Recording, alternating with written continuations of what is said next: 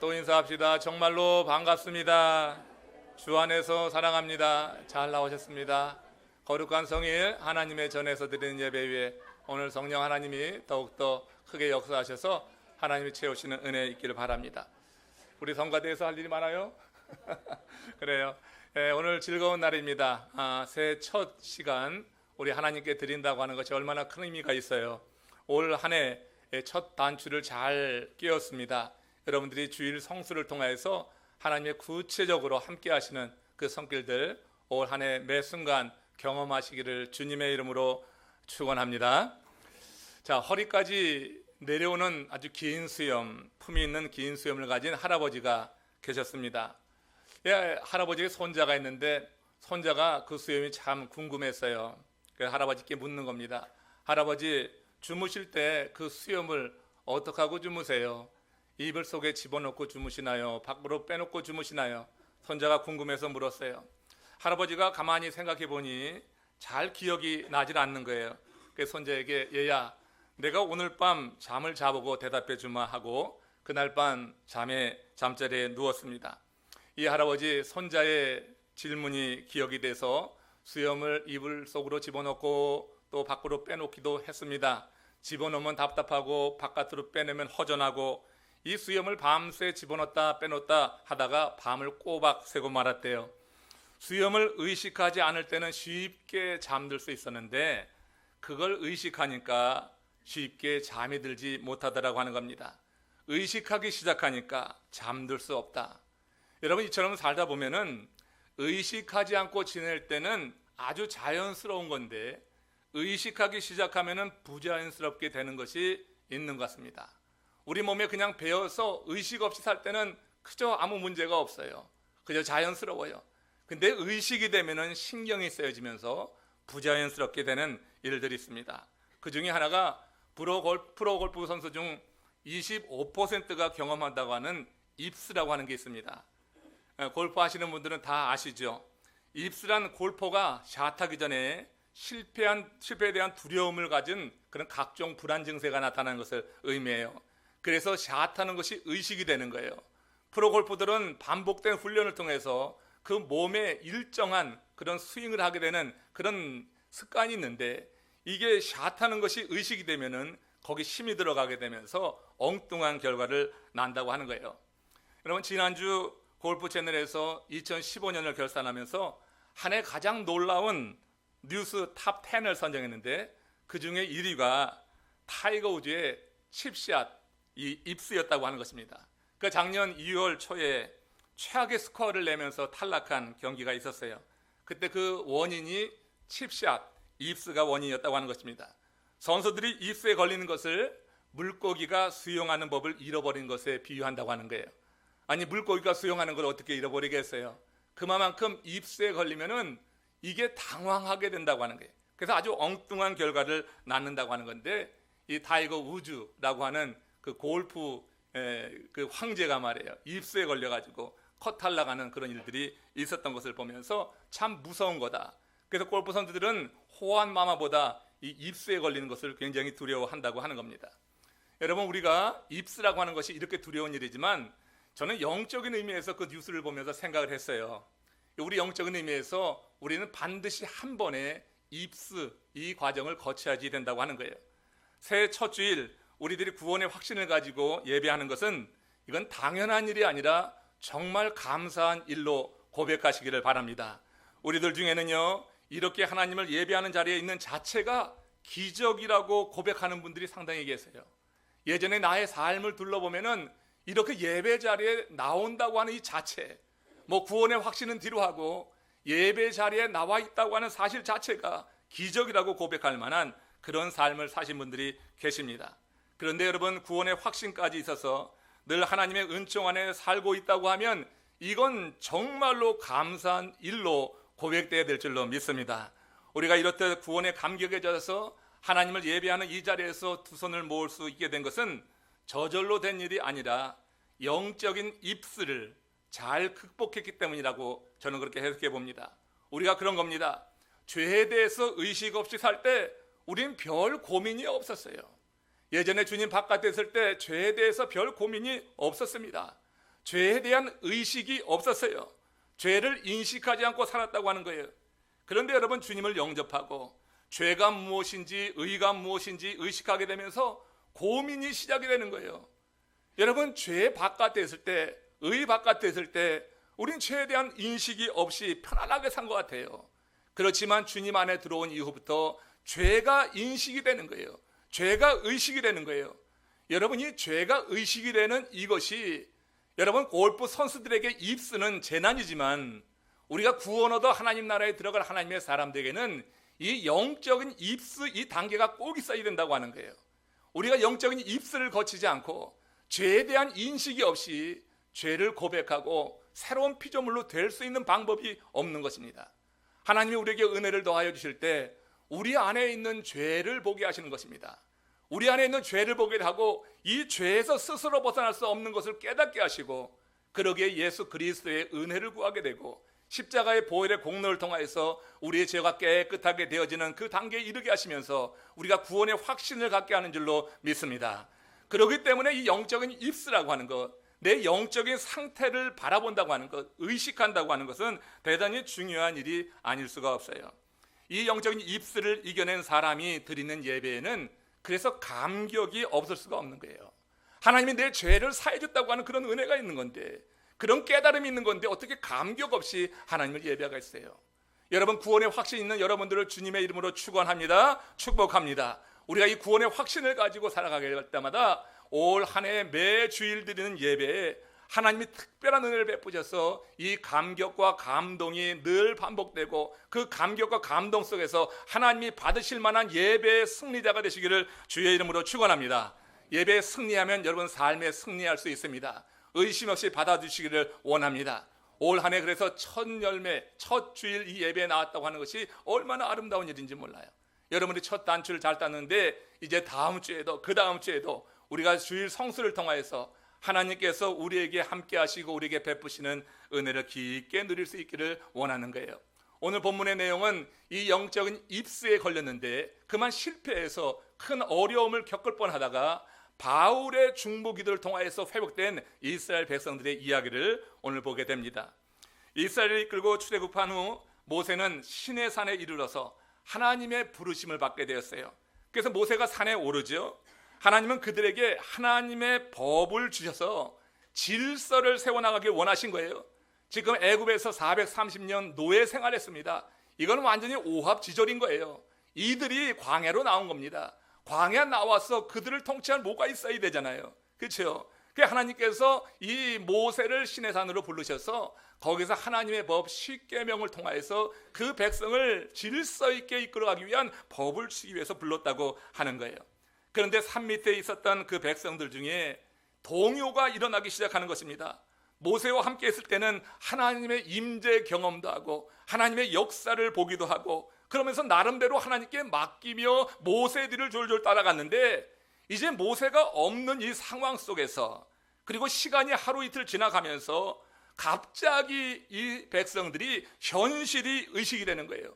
모세와 함께 있을 때는 하나님의 임재, 하나님의 역사 이런 거 같이 보면서 그들이 현실을 그리고 그거보다는 이 모세의 지도력에 따라서 나갔었는데 모세가 없는 상황이 되니까 내 현실이 의식이 되는 거예요.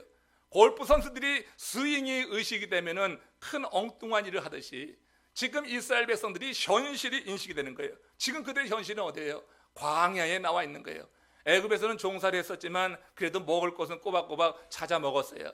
근데 광야에 나왔는데 이게 여러분 광야 그 황량한 곳에서 그들이 덩그머니 있는 거예요. 그들을 이끌었던 모세는 없고 그들의 눈에는 하나님이 보이질 않아요. 모세를 통하여서 역사하신 하나님의 증거들이 있었는데 모세가 없는 이 상황 속에서 그들은 현실을 보게 되면서 그야말로 이제 엉뚱한 일을 저지르게 되는 거예요. 현실을 보니까 강박관념에 사로잡히게 됩니다. 그러면서 집단적으로 엉뚱한 일을 저지르게 되는 것이 출애굽기 32장 1절에서 4절 말씀이에요. 같이 한번 읽어봅니다. 백성이 모세가 산에서 내려오미 더딤을 보고 모여 백성이 아론에게 이르다 말하되 일어나라 우리를 위하여 우리를 인도할 신을 만들라. 이 모세 곧 우리를 애굽 땅에서 인도하여 낸 사람은 어찌 되었는지 우리가 알지 못함이라. 아론이 그들에게 이르되 너희의 아내와 자녀의 귀에서 금고리를 빼어 내게로 가져오라. 모든 백성이 그 귀에서 금고리를 빼어 아론에게로 가져가매 아론이 그들의 손에서 금고리를 받아 부어서 조각칼로 새겨 송아지 형상을 만드니 그들이 말하되 이스라엘아 이는 너희를 애굽 땅에서 인도하여 낸 너희의 신이로라 하는지라. 이게 지금 얼마나 엉뚱한 일을 하고 있는 거예요. 그들을 이끌어낸 게 어찌 이 금송아지입니까? 여호와 하나님이 그들을 이끌어냈는데 모세를 앞세워서 모세의 지도력을 받기 위해서 애굽으로 나왔는데 이들은 지금 현실을 보는데 모세는 안 보이고 현실의 그 삶이 암담한 속에서 그만 이런 엉뚱한 짓을 저지르고 만 거예요. 하나님이 가장 미워하시는 우상 숭배를, 그것도 하나님의 산 밑에서 자행하고 있는 죄를 저질렀다 하는 거예요. 이 일에 하나님이 얼마나 노하셨던지 하나님은 노아 때처럼 이스라엘을 멸하시기로 작정하셨어요. 이에 모세가 하나님께 나아가서 간곡하게 간절하게 중보기도 합니다. 출애굽기 32장 31절 32절에 있는 말씀이에요. 합독합니다. 이 백성이 자기들을 위하여 금신을 만들어 싸우니 큰 죄를 범하였나이다. 그러나 이제 그들의 죄를 사하시옵소서. 그렇지 아니하시면 원하건대 주께서 기록하신 책에서 내 이름을 지워버려 주옵소서. 모세가요 책임감이 있는 것입니다. 그 백성을 이끌고 광야로 나왔습니다. 400명이 200만 명이 넘는 그 많은 그런 백성들을 이끌고 나왔습니다. 책임감에 중압감에 하나님께서 멸하신다고 하니까 내 이름을 당신이 기록하신 그 책에서 지워버려 주옵소서. 이 백성을 하나님께서 그렇게 징계하실 것이면 내 이름을 지워 주옵소서 하면서 그 백성을 대변하며 중보기도 하고 있는 거예요. 하나님이 이렇듯 간곡히 구하는 모세의 기도를 들으셨습니다. 그리고 뜻을 돌이키셨어요. 그리고 모세를 향하여 하시는 말씀, 출애굽기 33장 1절 말씀입니다. 같이 읽습니다. 여호와께서 모세에게 이르시되 너는 내가 애굽 땅에서 인도하여 낸 백성과 함께 여기를 떠나서 내가 아브라함과 이삭과 야곱에게 맹세하여 내 자손에게 주기로 한 그 땅으로 올라가라. 하나님께서 범죄한 그 장소를 떠나서 이제 가나안 땅, 하나님이 약속에 있는 가나안 땅, 젖과 꿀이 흐르는 그 땅으로 들어가라고 모세에게 명령하신 것입니다. 이 명령을 받고 모세가 출애굽기 33장 12절에서 하나님께 이렇게 반문합니다. 같이 읽습니다. 주께서 내게 이 백성을 인도하여 올라가라 하시면서 나와 함께 보낼 자를 내게 지시하지 아니하시나이까. 이게 오늘 본문 말씀이 시작되는 부분이죠. 주님께서 내게 이 백성을 인도하여 올라가라 하시면서 나와 함께 할 자를 보내시지 아니하나이까. 여기에 대해서요 우리 여호와 하나님께서 모세에게 주신 답이 오늘 제 마음에 그렇게 울림이 있어서 오늘 이 본문을 이제 본문을 택해서 주일 첫 예배로 말씀으로 전하게 되었습니다. 보세요. 출애굽기 33장 14절에서 여호와 하나님께서 모세의 질문에 대해서 하시는 대답입니다. 시작. 여호와께서 이르시되 내가 친히 가리라. 내가 너를 쉬게 하리라. 여러분 이 말씀을 듣는데 참 전율이 느껴져요. 우리 하나님께서 지금 모세에게 하신 말씀이에요. 내가 친히 가리라. 이 말을 듣는 모세의 심정이 어땠을까? 여러분 모세는 지금 중보기도를 통하여서 지금 완전히 멸절될 상황에 있었던 그 백성을 살려냈어요. 하나님의 마음을 돌이키면서 살려냈어요. 그렇지만 그 백성을 볼 때 너무나 실망스러운 거예요. 그 백성을 이끌고 가나안까지 가는 게 암담한 거예요. 그래서 하나님께서 가나안으로 들어가라고 하지만 그 모세는 말했던 거예요. 나로 하여금 이 백성을 이끌어가라 하면서 나 혼자 가게 하시는 것이 어찌입니까? 함께할 자를 보내주셔서 이렇게 얘기했던 건데 하나님께서 말씀하시는 대답은 뭐예요? 내가 친히 갈 것이다. 내가 너로 쉬게 하리라고 하는 거예요. 모세는 지쳤습니다. 그 백성을 위해서 대신 중보하면서 자기의 이름이 지어지는 것까지 감수하면서 중보기도 했지만 그 백성을 바라보는데 실망스러운 거예요.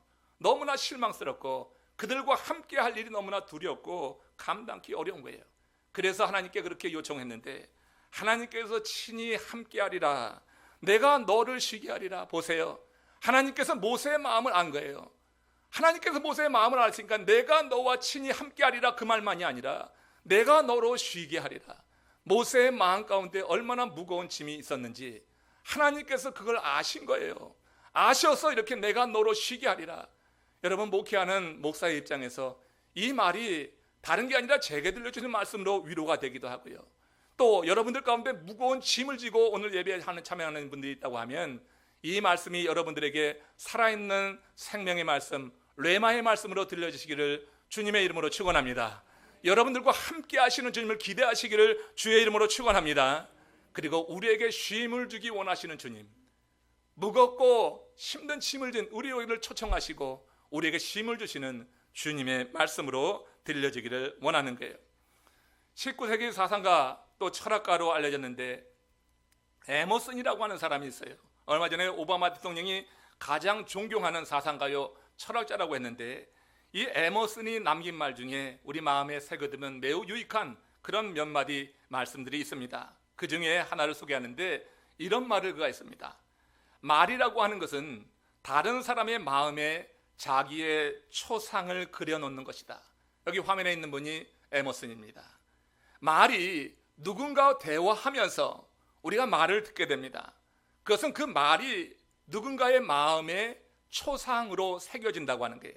말이라고 하는 것이 글이지만 이 글이 그 사람의 마음에는 그 사람의 초상으로 그려진다고 하는 거예요. 사람들은 상대의 말을 들으면서 그 사람의 모습을 마음에 그리는 겁니다. 아, 이 사람은 참 정말 젠틀한 사람이구나. 참 인품이 있는 사람이야. 아, 이 사람은 너무 인색한 사람이네. 이 사람은 정말 엉뚱한 사람이야. 이 사람은 참 야박한 사람이야. 아, 이 사람은 뒷말을 많이 하는 사람이네. 우리가 여러분 사람들과 대화를 나누면서 그 사람의 모습을 내 마음에 초상으로 그려 놓는다고 하는 것입니다. 이렇게 그려진 그 사람의 초상은 쉽게 바뀌지 않는다고 하는 거예요. 그래서 다른 시간, 다른 장소에서 누군가로부터 그 사람의 이름을 듣게 되면 내 마음속 이 파일에서 그 사람의 이 파일이 올라오게 되는 것입니다. 그 사람의 얼굴이 그려지는 것입니다. 그리고 그 사람에 대해서 누군가에게 이야기할 때 내가 처음에 간직했던 그 모습 그대로 전하게 되는 거예요. 여러분, 그래서 미국에서는 이 레코멘데이션 굉장히 중요합니다. 레코멘데이션. 우리 한국 사람은 다 잘 써주지만 미국에서는 레코멘데이션 쓸 때 정말 신중하게 씁니다. 그 사람에 대한 인상, 그 사람의 어떤 업적, 그 사람의 장점, 단점 이런 거 그대로 잘 이렇게 그려주는 것을 알 수가 있어요. 이렇게 사람들의 말은요, 입에서 나오는 순간에 사라지는 게 아니에요. 누군가의 마음에 새겨지는 거예요. 내 말이 누군가의 마음에 새겨지는 거예요. 그래서 여러분 상처받는다고 하는 이야기 있잖아요. 제가 여러분 그런 이야기를 가끔 들어서 제가 지난 해에는 많이 이런저런 기도도 많이 하고 그랬는데 제 말에도 상처받는 분이 있고, 저는 여러분 여러 다양한 여러 양무리에서 하는 말에 상처를 받을 때가 있었어요. 서로 상처가 되는 거예요. 말이 우리 마음 가운데 그렇게 큰 영향을 준다고 하는 것입니다. 그 말이 그 상대에 대한 초상을 그려놓는 것이다. 이 말 여러분 참 귀담아 들어야지 될 거예요. 올 한 해는 우리가 그러므로 말을 할 때 지혜를 구하시기를 주님의 이름으로 축원합니다. 그 지혜를 구해서 상대의 마음에 새겨지는 초상이 좀 이제 변화됐으면 좋겠어요. 나에 대한 부정적인 면이, 부정적인 그런 어글리하게 그려졌던 초상이 바로 새겨질 수 있기를 그렇게 구하면서 성령의 인도하심을 받고 나가서 여러분들 모두가 다 여러분을 기억하는 사람들에게 정말 웃음을 띄울 수 있는, 정말 기쁨을 줄 수 있는 그런 존재 되시기를 주님의 이름으로 축원합니다. 이스라엘 백성들은 하나님의 산 밑에서 우상 숭배를 하면서 하나님의 진노가 턱밑에 임할 뻔했습니다. 모세의 절박한 기도, 중보 기도를 올려서 그들을 하나님의 진노에서 살려냈지만 그렇게 제 마음대로인 그 백성을 모세 혼자 이끌고 가나안까지 들어갈 자신이 없었던 거예요. 그래서 모세가 자기의 사정을 아뢰면서 함께할 자를 붙여주지 아니하시고 나로 하여금 이 가나안 땅에 이 백성을 이끌어가라고 함이 마땅합니까? 하나님께 요청했던 거예요. 그때 하나님께서 내가 친히 가리라, 내가 너로 쉬게 하리라. 하나님은 모세가 구한 것보다 훨씬 큰 응답을 주신 줄로 믿습니다. 내게 사람을 붙여주세요 하는데 지금 하나님의 응답은 뭐예요? 내가 친히 갈 것이다. 사람이 아니라 하나님 당신이 친히 갈 것이다. 하나님의 임재가 늘 경험되어지는 그런 응답을 주셨다고 하는 것입니다. 하나님께서 함께 하신다고 하는 이 큰 응답, 여러분 에베소서 3장 20절에 보면은 하나님을 어떻게 표현했어요? 바울이 우리가 구하는 것과 생각하는 것에 더 능히 넘치도록 주시리라고 말씀하셨습니다. 우리 하나님은 우리의 구하는 것이 온전하면은, 우리가 구하는 것이 하나님의 마음이 합당할 때 우리가 구하는 것, 생각하는 것에 더 넘치도록 능히 주실 능력 있는 하나님을 믿으시기를 바랍니다. 지금 모세가 지금 그 경험을 하고 있는 거예요. 내게 한 사람을 붙여주소서, 같이 인도에 나갈 사람을 붙여줘서. 근데 하나님이 내가 친히 함께 할 것이다, 내가 너로 쉬게 할 것이다, 네가 얼마큼 힘든지 내가 알아, 네가 얼마나 마음에 근심이 있는지, 얼마나 좌절했는지, 이 일로 인해서 네 마음이 얼마나 상처가 됐는지 내가 알아. 그러니 내가 친히 함께 해줄게. 그리고 내가 너로 쉬게 할 것이다. 이렇게 하시는 말씀을 들었을 때 모세의 마음이 어떤 마음이 됐을까요? 얼마나 큰 감동이 되고 얼마나 큰 감격이 되었겠어요. 여러분, 이런 예를 한번 들어봅시다. 회사에 갓 입사한 신입사원이 있어요. 우리 고국에서는 지금 입사하는 게 하늘의 별 따기여서 들어가서 그 직장 생활하는 것 자체가 굉장히 영광스럽게 생각하지만 또 직장 생활이 얼마나 힘듭니까? 그 갓 입사한 신입사원이 자기에게 부과된 일을 하는데 누군가의 도움이 꼭 필요한 거예요. 그래서 직장 상사에게 도움을 좀 줄 사람을 알려달라고 부탁을 했어요. 그러자 이 상사가 그럼 내가 하지 뭐, 그러면서 갓 입사한 신입사원을 직접 가서 나서서 도와준다고 하면 신입사원의 입장에서 얼마나 그게 감사하겠어요. 그런 상사를 위해서는 죽도록 충성해야지, 그런 마음이 들 것 아니겠어요? 여러분, 교회에 새로 나온 분들이 계십니다. 오늘도 새로 오신 분들이 계실 거예요. 어찌 보면은 평생에 처음 교회 나온 분도 없지 않아 있을 겁니다. 근데 그런 분이 나오셔서 목회실을 찾아요. 화장실을 찾는 경우에 여러분, 어떻게 하면 그분 마음 가운데 여러분들의 초상을 정말 아름답게 그려줄 수 있을까요? 여러분들이 처음 나온 성도들의 입장을 생각해 보세요. 모든 게 낯선 겁니다. 세상에 살던 사람이 교회에 온다고 하는 자체가 너무 사실은 넘기 어려운 그 문지방을 넘는 거예요. 그러니 모든 게 다 낯설고 이상하고 정말 어색하고 그저 좌불안석일 수 있습니다.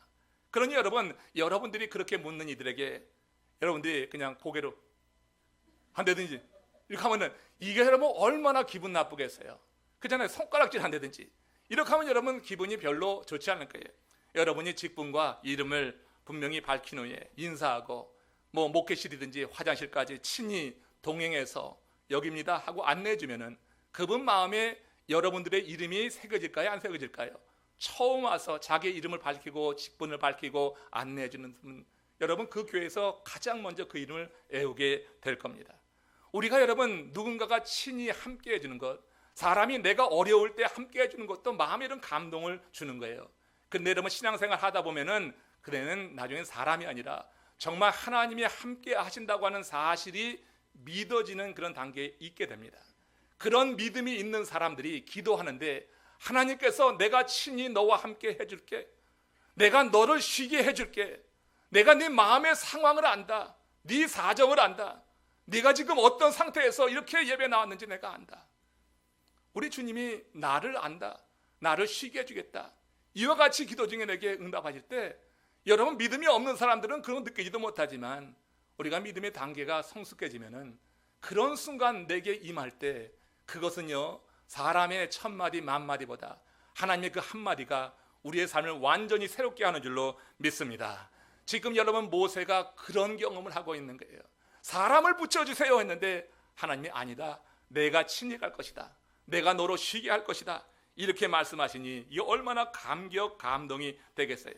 하나님 모세가 어떤 생각을 하며 무엇 때문에 염려하고 걱정하는지 아셨던 것입니다. 하나님은 모세의 충심을 보셨습니다.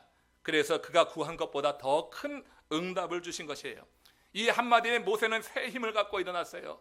어깨를 짓누르던 그런 책임감, 중압감 이런 것을 떨쳐낼 수가 있었습니다. 모세는 절망하고 엎어져 있던 그 자리에서 일어나 그 백성을 이끌고 앞으로 전진해 나갈 수 있는 힘을 바로 그 한마디에 얻게 됐고요. 그 한마디가 40년 동안 그 백성을 광야에서 이끌어가는데 아주 큰 힘이 됐다고 저는 분명히 믿습니다. 여러분 하나님의 말씀이 한 분만 내 마음의 심령에 부닥쳐서 그 말씀으로 인해서 내 마음에 감동이 일어나게 되면 그 말씀 하나가 지워지질 않아요. 죽을 때까지 지워지지 않아요. 하나님께서 나와 함께 하신다고 하는 이 사실이 우리의 삶을 새롭게 하고 능력 있게 한다고 하는 것입니다. 오늘 혹 예배에 참여한 여러분 가운데 새해 벽두부터 근심과 걱정에 눌려있는 분은 안 계십니까? 그게 무슨 일이든지 이 새해 벽두부터 말이에요. 새해가 바뀌었지만 내 마음에는 아직까지 무거운 짐이 그대로 있어요. 아직까지도 어두워요. 삶 자체가 힘들어서 피곤해하는 분은 안 계십니까? 앞길이 막막하고 한숨만 나오는 분은 안 계시는가? 아무리 애를 써보지만 열매를 맺지 못하고 낙심한 분은 또한 안 계십니까? 사람들의 비방과 멸시를 들으면서 더 이상 견뎌하기 어려워하는 분들은 또는 안 계시는가? 내가 친히 가리라, 내가 너로 쉬게 하리라 하는 이 말씀이 바로 그런 분들에게 들려지는 시간 되시기를 주의 이름으로 축원합니다. 바로 그런 분들에게 하나님 오늘 내게 주시는 말씀으로 받으세요. 이 예배 나왔는데 그냥 가지 마시고 오늘 이 모세에게 주는 말이 과거 수천 년 전에 한 이스라엘의 영웅에게 주는 말이 아니라 오늘 이 시대를 살아가는 내게 필요해서 하나님이 내게 필요하기 때문에 오늘 내게 이 말씀을 주셨다. 이렇게 믿음으로 고백하면서 아멘으로 받아들일 때 그 말씀은 분명히 여러분들 삶 속에 역사하게 될 줄로 믿습니다.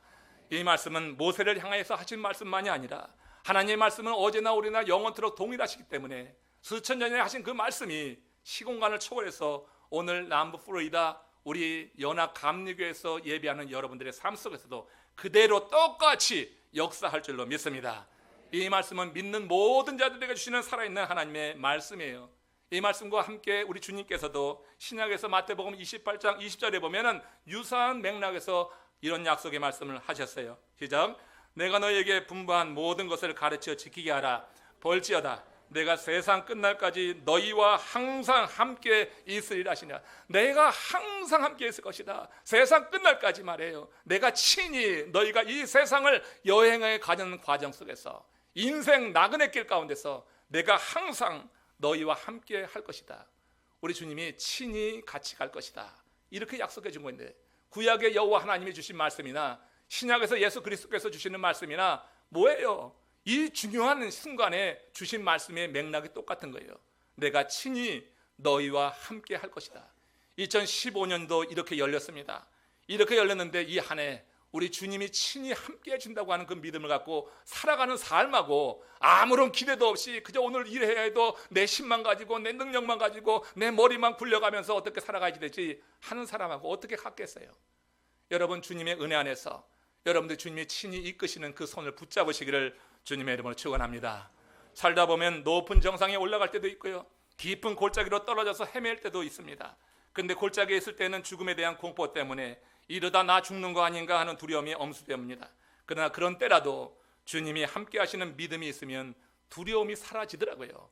주께서 나를 붙잡고 있다고 하는 믿음이 있으면 정말로 두려움이 사라지더라고요. 그때 여러분 참된 평안이 임하는 것입니다.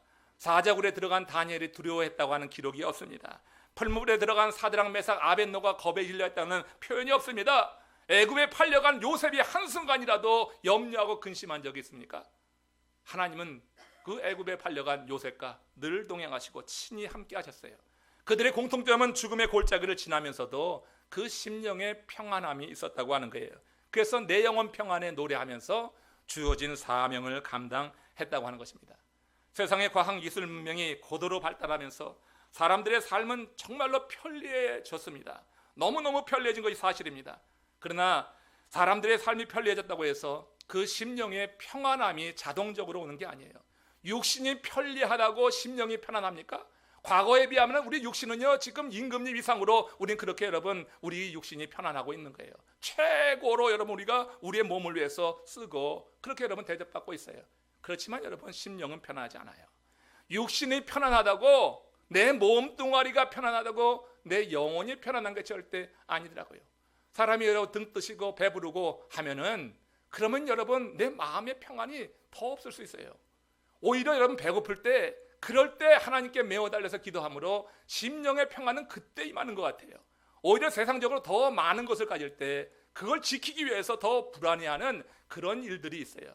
그러나 여러분 하나님이 주신 것이 많다 할지라도 여러분들이 주님 안에 머물러서 주님께서 여러분들의 삶을 이끌어 가시는 경험이 있을 때 그 모든 것을 다스리면서 하나님의 영광을 위해 살기 때문에 이 육신에 필요한 것도 채우고 우리 심령의 평안함을 가지면서 하나님의 일에 쓰임받게 될 줄로 믿습니다. 그래서 여러분 이렇게 이 하이테크 시대에 사람들은 더욱더 하이터치를 원한다고 하는 그런 말을 하는 거예요. 하이터치라고 하는 것은 성령의 터치를 말하는 겁니다. 하나님이 터치해 주시는 거예요. 사람들은 영원 깊은 곳을 터치해 주는 성령의 역사를 경험할 때 힘을 얻어요. 그 힘은 세상 권력을 갖고 얻는 힘하고는 다른 거예요. 내 심령 깊은 곳을 성령 하나님이 터치해 줄 때 그때 능력을 얻는 거예요. 모세는 뚝심 있는 기도를 통해서 내가 친히 가리라, 내가 너로 쉬게 하리라고 하는 이런 말씀을 들었어요. 모세에게 하이터치가 임한 거예요.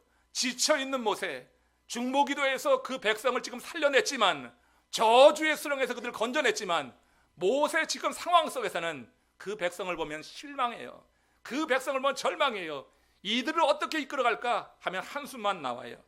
그래서 여러분 하나님께 구했는데, 하나님께서 내가 친히 가시라, 내가 너로 쉬게 하리라, 이 한마디가 지금 모세에게는 하이터치, 하나님이 그를 만지시는 그런 경험이 되었던 거예요. 그 백성의 해방을 이뤄내신 분이 함께 가신다니 얼마나 감격이 됩니까? 그런 분이 나에게 쉼을 주겠다고 약속하시니 얼마나 감동이 될 일이에요. 그런데 오늘 본문에 보니까, 오늘 제가 설교의 제목으로 나누는 건데, 모세가 여호와 하나님께 한 가지 더 청을 하는 거예요. 자, 우리는 내가 친히 너와 함께 할 것이다, 내가 너로 쉬게 할 것이다, 이런 말만 들어도 너무 좋겠어요. 그 한마디가 우리를 살려요. 근데 모세가 지금 그 하나님 앞에 출애굽기 33장 18절에 보면 한 가지 더 청을 합니다. 이게 여러분 참 중요한 의미가 있다고 생각하는데 같이 읽겠습니다. 모세가 이르되 원하건대 주의 영광을 내게 보이소서. 주의 영광을 보이소서 하는 것은 하나님의 위엄을 보여주셔서, 또 쉽게 이야기하면 하나님 임재가 확실하게 경험되도록 하나님 은혜를 내려주셔서 하는 것이 됩니다. 그러니까 모세는 하나님의 위엄을 보므로, 하나님의 영광을 영의 눈을 떠서 보므로 하나님의 말씀을 보장받기 원했다고 하는 거예요. 이게 무슨 말이냐면, 하나님께서는 내가 너와 친히 함께 갈 것이다, 내가 너로 쉬게 할 것이라고 하는 약속을 주셨어요. 이 약속은 모세에게 내민 계약서와 같은 거예요. 지금 모세의 마음에는 두려움이 있어요. 모세의 마음에는 염려가 있고 그 백성에 대한 실망이 있어요. 그런 모세에게 하나님께서 사람을 붙여주지 않고 내가 함께 할 것이다 하고 내가 너로 쉬게 할 것이라고 하는 약속을 주셨어요. 말씀을 주신 거예요.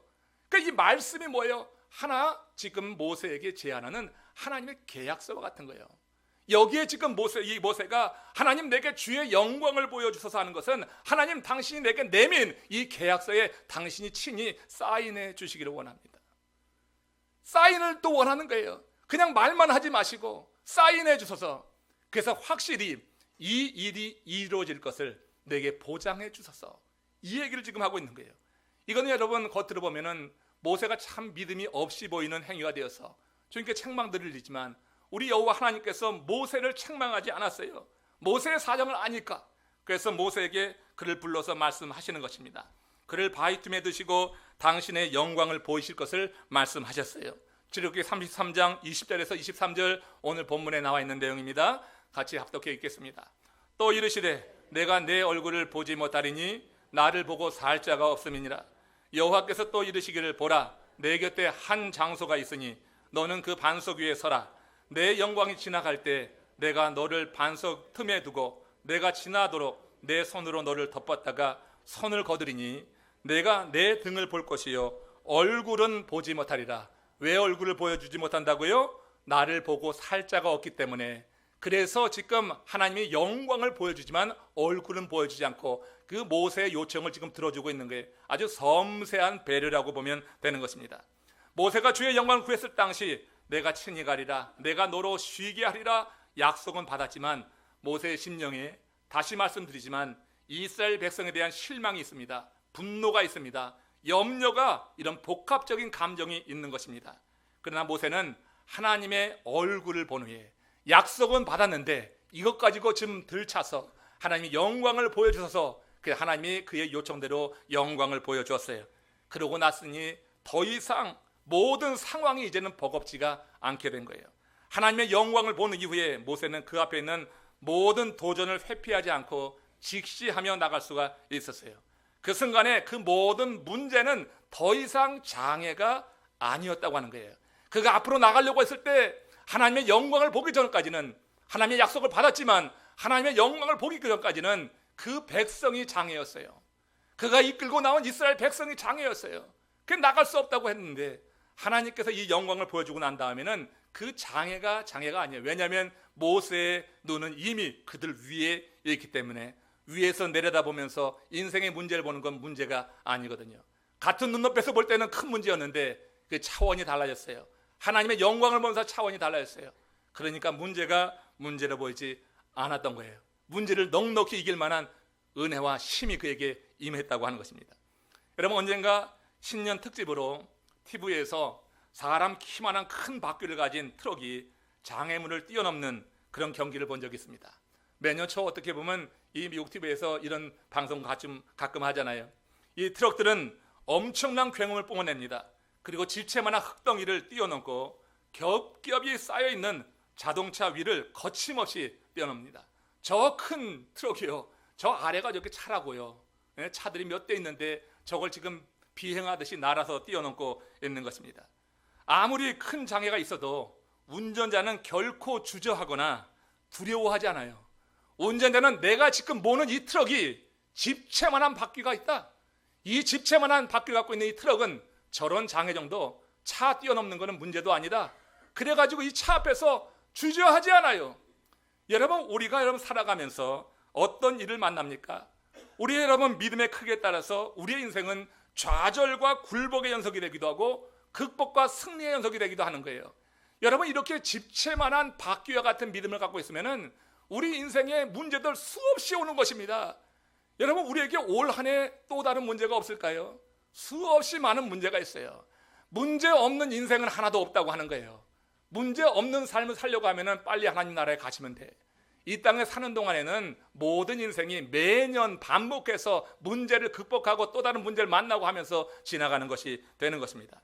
여러분, 우리의 믿음의 바퀴에 따라서 우리 인생의 문제 앞에 주저하지 않아요. 두려워하지도 않아요.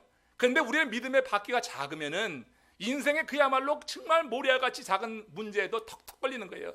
그러니까 인생 살만 나지 않는다, 불행하다, 왜 내 인생은 이렇게 되는 게 없나, 왜 내 인생은 이렇게 풀리지 않나 하면서 그 문제 앞에서 계속해서 멈춰서고 마니까 그 삶이 여러분 행복하겠습니까?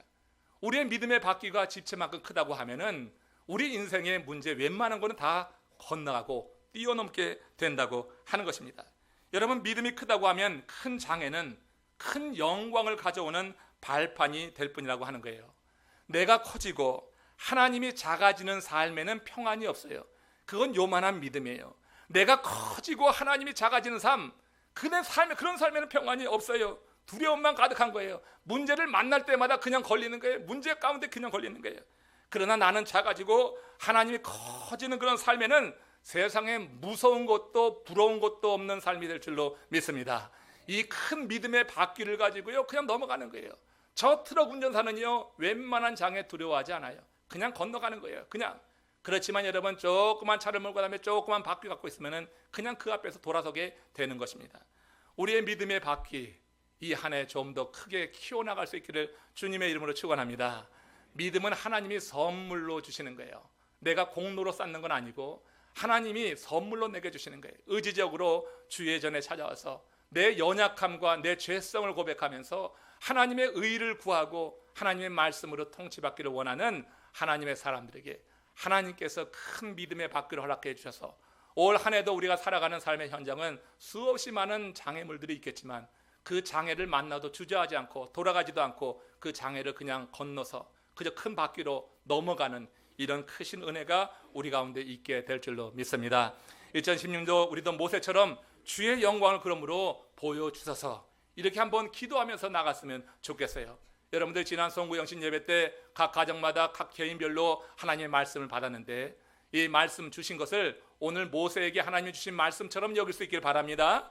그래서 내가 친히 함께 할 것이다, 내가 너로 쉬게 할 것이다 하는 그런 말씀으로 여기시고 이 약속의 말씀이 내 삶에 실현될 수 있도록 주여 올 한 해 내게 주의 영광을 보여주셔서 하나님이 내게 이렇게 주신 약속의 말씀 이 계약서에 도장을 찍어 주셔서 그리고 하나님께서 함께 하시는 증거를 올 한 해 살아가면서 보게 하시고 많은 이들에게 증거하게 하소서. 우리가 오늘 이렇게 주님께 구하고 나간다고 하면 이 새해 첫 예배를 통하여서 하나님 우리 예배를 기뻐 받으시고 또 우리 삶 속에 동행하시는 친히 함께 하시면서 여러분들의 영과 육과 혼을 참으로 쉬게 하시는 은혜를 베풀어 주실 줄로 믿습니다. 이런 기대를 하면서 우리 함께 손에 손을 잡고 우리에게 펼쳐진 새로운 해, 새 땅, 새 역사, 새 시대라고 하는 교회의 이 표를 따라서 우리가 함께 교회를 세워나가는 가운데 여러분의 각 가정도 세워지고 각 심령도 새롭게 세워지는 정말 주님이 함께 하시는 그런 한 해 되시기를 주의 이름으로 축원합니다. 고개 숙여서 기도합시다.